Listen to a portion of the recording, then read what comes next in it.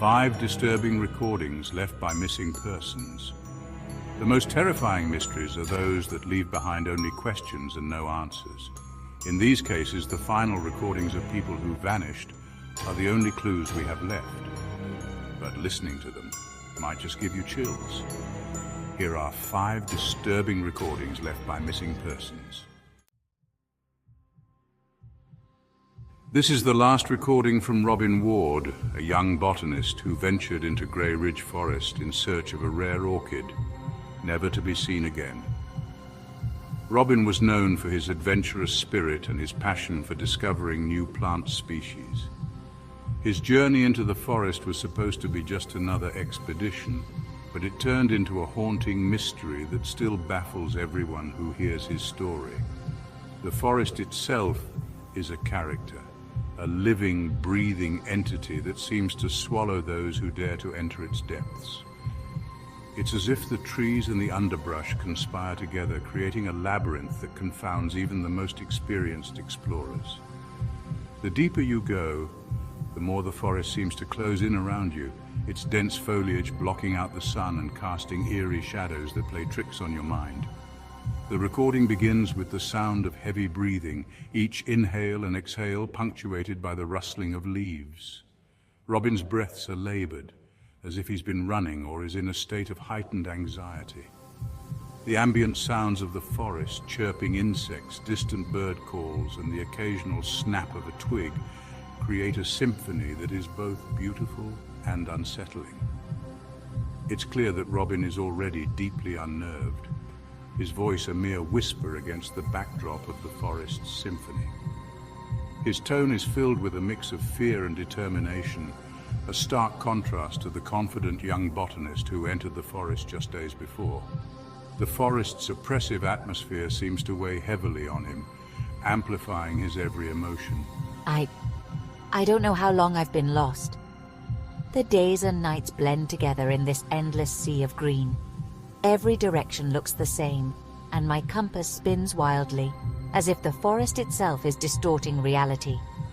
This forest doesn't feel right. There's something off about it, something that I can't quite put my finger on.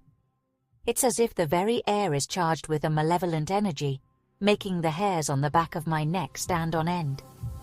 The trees, they seem to be watching me, their branches reaching out like skeletal fingers. Each twisted limb and gnarled root appears to be alive, moving ever so slightly when I'm not looking. It's as if the forest is aware of my presence and is toying with me.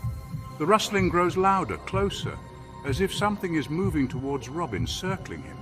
The sound is unnervingly rhythmic, like footsteps crunching through the underbrush, but there's no visible source. It's as if the forest itself is alive, its unseen inhabitants watching and waiting. I keep hearing someone calling my name, whispering from the shadows. It's a voice I don't recognize, but it feels strangely familiar, like a forgotten memory trying to resurface.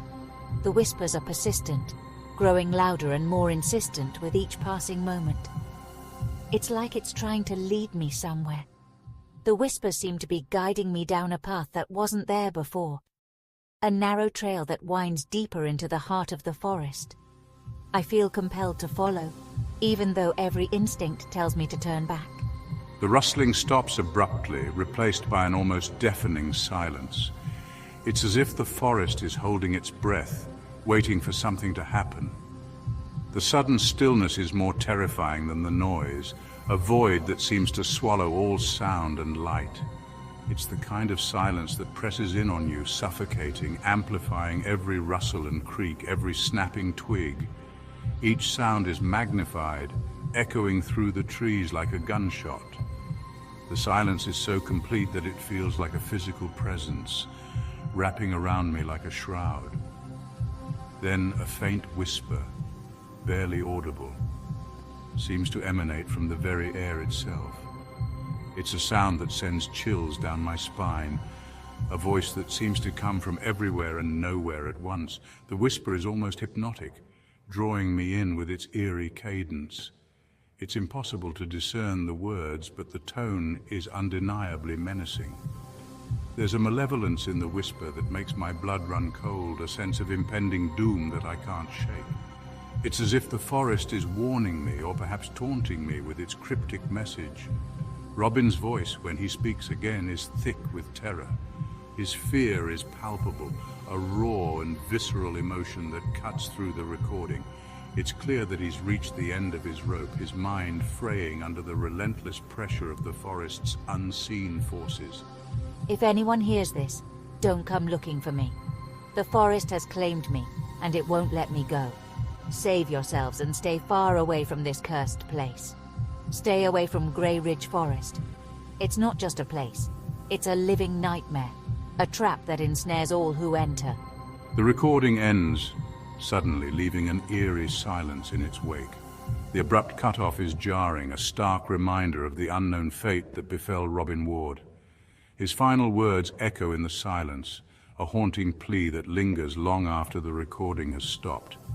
The mystery of what happened to Robin Ward in those woods remains unsolved, a chilling reminder of the unseen forces that may lurk in the shadows. Grey Ridge Forest stands as a testament to the power of nature and the unknown, a place where the line between reality and nightmare blurs. Our next recording takes us to the desolate and unforgiving landscape of Route 66, a place steeped in mystery and legend. This stretch of road has long been a subject of fascination and fear, known for its eerie occurrences and unexplained disappearances. Here, a young mechanic named Sarah found herself stranded, her car having broken down in one of the most isolated parts of the highway. The sun was setting, casting long shadows across the barren landscape, and Sarah was alone, miles from the nearest town. The recording begins with the frantic voice of Sarah, her words tumbling over each other in a torrent of fear.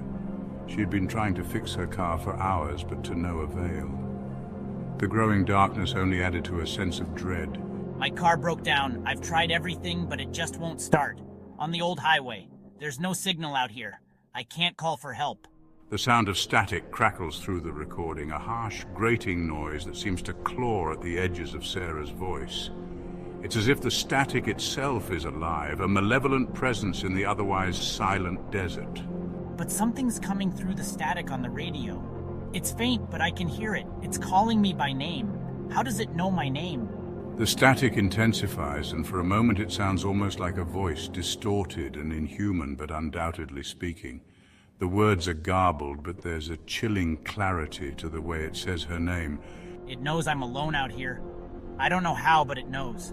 I can't see anything, but I feel like I'm being watched. There's something out there. I can feel it. The feeling of isolation is palpable, the vast emptiness of the desert pressing in on all sides. The landscape is both beautiful and terrifying, a stark reminder of how small and vulnerable one can feel in such an expansive place. The silence is broken only by the wind whistling through the canyons and the static crackling on the radio. Each sound seems amplified, echoing in the emptiness. Please, if you find this, don't follow the voice. It's not what it seems. Don't let it find you. It's dangerous, and it's out there, waiting. The recording cuts to harsh static, the sound growing louder, more insistent before fading into an unsettling silence. The silence is almost worse, a void that seems to swallow all hope. Sarah's fate remains unknown, lost to the vastness of the desert and the mysteries of the static voice. Her story is a haunting reminder of the dangers that lurk in the most unexpected places and the eerie power of the unknown. Chapter 3. The Vanished Hiker. The vast wilderness of the Pacific Crest Trail is a double-edged sword, a place of breathtaking beauty and unforgiving danger, as experienced by Mark, an experienced hiker who vanished without a trace. This is my last message. The trail's gone, and the sun hasn't come up for what feels like days. I keep hearing footsteps behind me, but when I turn around, nothing. It's like something is stalking me, waiting for the right moment. I don't think I'm alone anymore. If I don't make it out, just remember it's not safe here. The recording ends with a sharp crack, like a branch snapping underfoot, echoing into silence. Mark's warning hangs in the air, a chilling reminder that even in the most beautiful landscapes, danger can lurk just beyond the beaten path. Chapter 4. The Disappearing Caller. Grand Central Station, a bustling hub of humanity, a place where people come and go, their lives intersecting for a fleeting moment.